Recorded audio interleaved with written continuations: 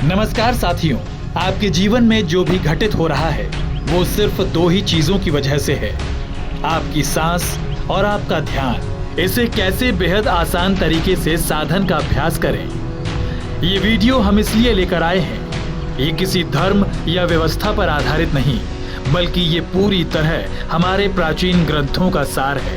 अगर आप जीवन में किसी भी तरह के तनाव, अवसाद या निराशा के भाव से भरे हैं तो ये वीडियो आप आखिर तक जरूर देखिए। ऐसा ही एक ग्रंथ है विज्ञान भैरव तंत्र। इसमें ध्यान की कुल 112 विधियां बताई गई हैं। ध्यान यानी अपने अंतर्मन में उतरने का अभ्यास। इसे अलग अलग श्वास चक्र के साथ साधने का विधान है।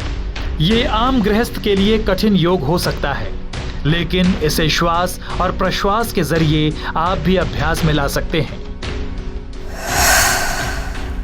श्वास उसे कहते हैं जब हम सांस अंदर लेते हैं।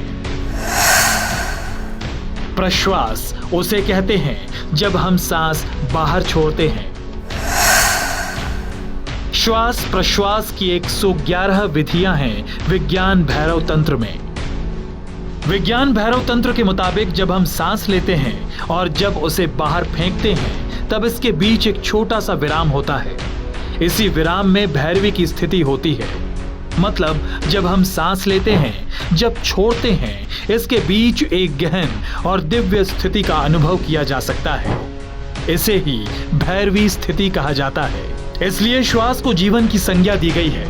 ये जीवन के साथ आती है और मृत्यु के बाद चली जाती है।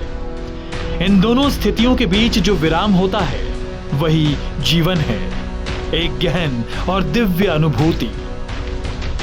इसी विराम में हमारी सांसें चेतना और जीवन के अलग अलग रूपों को साकार करती है, वो चाहे पशु हो, मानव हो या देवता। जब सांसों में बदलाव आता है तो उसके अनुसार व्यक्ति का जीवन और चेतना भी बदल जाती है।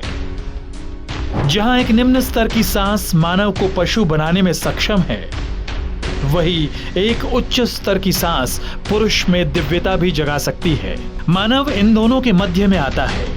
यदि वो अपने सांसों को गिरा ले तो उसका जीवन नरक हो जाता है। वहीं सांस अगर उठा ले तो फल स्वरूप उसकी चेतना देवतुल्य बन जाती है। और यही वह बिंदु है जहां मैनिफेस्टेशन यानी भौतिक जगत में अपने विचारों को साकार करना संभव है। तो अब सवाल उठता है कि ऐसा कौन सा तरीका है, ऐसी कौन सी विधि है जिससे हम भी उच्च गति को प्राप्त हो सकते हैं। तो भैरवी विज्ञान तंत्र में शव 111 सांसों की एक ऐसी विधि बताते हैं जिसका प्रयोग वो स्वयं भी किया करते थे। सांसों की इस विद्या को सोहम विद्या कहा जाता है। सोहम विद्या सांसों की विशेष लय को कहा जाता है। इसका अभ्यास दिन में सिर्फ 111 बार करने का विधान है। ये साधना मानव की चेतना को पूरी तरह से बदल देती है। सोहम विद्या आज से करीब 4000 साल पहले चलन में थी। वेदों और उपनिषदों में इस विद्या का उल्लेख मिलता है। इसे ही हमारे ग्रंथ अद्वैत वेदांत का नाम देते हैं। अहम ब्रह्मास्मि यानी व्यक्ति की आत्मा और चेतना एक ही है। सोहम का भी अर्थ यही है, सो और हम।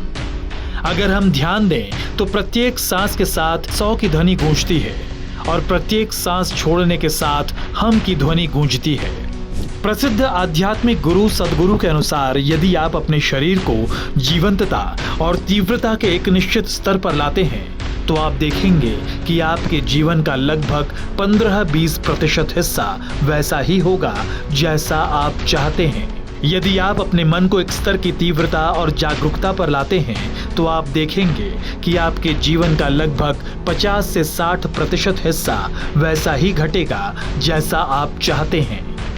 और वहीं यदि आप अपनी ऊर्जाओं को तीव्र और स्थिर बना लेते हैं तो आप देखेंगे कि आपके जीवन का लगभग 100% हिस्सा वैसा ही घटेगा जैसा आप चाहते हैं। ऐसा इसलिए होता है क्योंकि जब हम सही और गहरी सांस लेते हैं तो हमें अपने मन में स्पष्टता प्राप्त होती है और हमारी ऊर्जाएं हमारी इच्छाओं के साथ एक हो जाती हैं। योग और तंत्र के प्राचीन परंपराओं में नाड़ी के प्रमाण हमारे जीवन के शक्ति के प्रवाह को समझाने में एक महत्वपूर्ण भूमिका निभाते हैं। इंगला, पिंगला और सुषुम्ना। इंगला और पिंगला ऊर्जा के दो चैनल हैं जो शरीर में विभिन्न स्थानों पर दौड़ते हैं। इंगा हमारी ऊर्जा के स्त्री पक्ष यानी शरीर को दर्शाता है। पिंगला हमारी ऊर्जा के पुरुष पक्ष यानी चेतना को दिखाती है। इंगा और पिंगला को शिव शक्ति भी कहते हैं। जब शिव और शक्ति एक हो जाते हैं तब वो सुषुम्ना में स्थित हो जाती है। सुषुम्ना नाड़ी हमारे मूलाधार से सहस्रार चक्र तक रीढ़ के सहारे जाती है। इंगा और पिंगला को सुषुम्ना में स्थिर करने की विधि है सोहम विधि। इसे हम एक उदाहरण के जरिए ऐसे समझते हैं कि बजरंग बली की यह तस्वीर इंगा और पिंगला नाड़ी के सुषुम्ना में स्थिर होने का एक बहुत ही बढ़िया उदाहरण है। जैसे भगवान राम का इस तस्वीर के ठीक दाईं ओर होना पिंगला नाड़ी के पक्ष को दर्शाता है, जो हमारे शरीर के चेतना और पुरुषार्थ को जगाती है। वहीं सीता का बाईं ओर होना इंगा नाड़ी को दर्शाती है, जो मन, बुद्धि और शरीर जैसे प्राकृतिक गुणों का प्रतीक है। अब हनुमान जी एक ऐसे योगी थे जिन्होंने अपने इंग और पिंगला नाड़ी को सिद्ध कर लिया था। हनुमान चालीसा कहता है, अष्ट सिद्धि नवनिधि के दाता, असबर दीन जानकी माता। इस दोहे में अष्ट सिद्धि का मतलब 8 सिद्धियों से है। ये हैं अणिमा, महिमा, गरिमा, लघिमा, प्राप्ति, प्राकम्य, इशित्व और वशित्व। ये 8 की 8 सिद्धियां बजरंग बली के पास थीं, जिनमें अनिमा का अर्थ होता है अपने शरीर को एक अ जितना छोटा कर लेना। महिमा का मतलब अपने शरीर को विशाल कर लेना। गरिमा का अर्थ भारी होने की शक्ति है। लघिमा का अर्थ हल्का होना। प्राकम्य का अर्थ किसी भी चीज को प्राप्त करने की शक्ति है। इशित्व में इसी सृजन करने की शक्ति छिपी है। वशित्व में किसी भी इच्छा को पूरी करने की ऊर्जा है। अगर आप ध्यान से देखें तो ये सारी की सारी सिद्धियां मैनिफेस्टेशन से जुड़ी हुई हैं। ये सब कुछ हम कर सकते हैं अगर हम भी हनुमान जी की तरह इंगा और पिंगला नाड़ी को सुषुम्ना नाड़ी में व्यवस्थित करने में सक्षम हो। इसके लिए हमें इंगा और पिंगला को सुषुम्ना नाड़ी को गहराई से समझना होगा। इंगा नाड़ी बाएं नथुने से जुड़ी होती है। इसे चंद्र नाड़ी भी कहा जाता है। ये नाड़ी ठंडक और शीतलता से संबंधित होती है और मानसिक शांति प्रदान करने में इसकी महत्वपूर्ण भूमिका है। पिंगला नाड़ी दाएं नथुने में जुड़ी होती है। इसे सूर्य नाड़ी भी कहा जाता है। ये नाड़ी गर्मी, ऊर्जा और सक्रियता से संबंधित है। सुषुम्ना नाड़ी रीढ़ की हड्डी के मध्य में स्थित होती है। ये दोनों नाड़ियों को संतुलित करने और उच्च चेतना के लिए महत्वपूर्ण है। ये नाड़ी कुंडलिनी जागरण में प्रमुख भूमिका निभाती है। सुषुम्ना नाड़ी को सक्रिय करने का सबसे सरल तरीका है सांस भरना। ऐसी सांसें जो नाभि तक जाती हैं वो मूलधार, स्वाधिष्ठान, मणिपुर, अनाहत, विशुद्धि, आज्ञा और सहस्त्रार, इन सभी 7 चक्रों में से एक ऐसी ऊर्जा का रिसाव करती है जो एक के बाद एक इन 7 चक्रों को सक्रिय कर देती है। इस ऊर्जा को प्राण ऊर्जा कहा जाता है, जो हमारी सांसों में मौजूद होती है। ये प्राण वायु हम लंबी सांसें भरकर लंबी बना सकते हैं। इसके लिए हमें अपनी पीठ के बल लेट जाना है, अपनी नाभि पर एक भारी किताब रख लेनी है और अपना हाथ सिर के पीछे रख लेना है।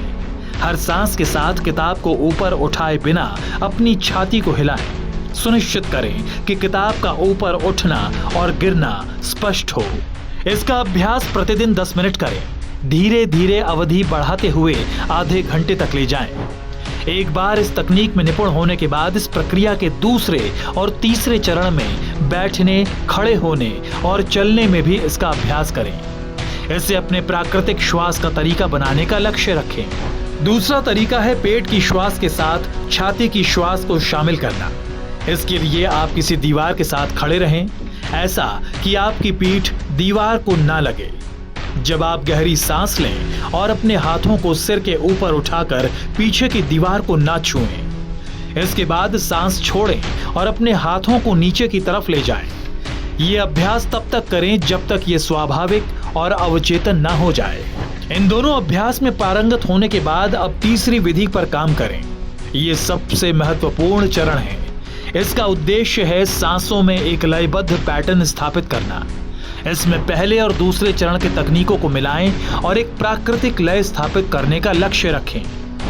विज्ञान भैरव तंत्र के मुताबिक इन तीनों विधियों में अभ्यस्त होने के बाद निश्चित ही हमारे शरीर और मानसिक स्वास्थ्य में सुधार होगा। और जब शरीर के साथ मन दुरुस्त हो जाए, तब दुनिया का कौन सा काम है जो आपके लिए असंभव होगा। इस वीडियो पर अपनी राय हमें जरूर बताएं। क्या आपने इसे आजमा कर देखा?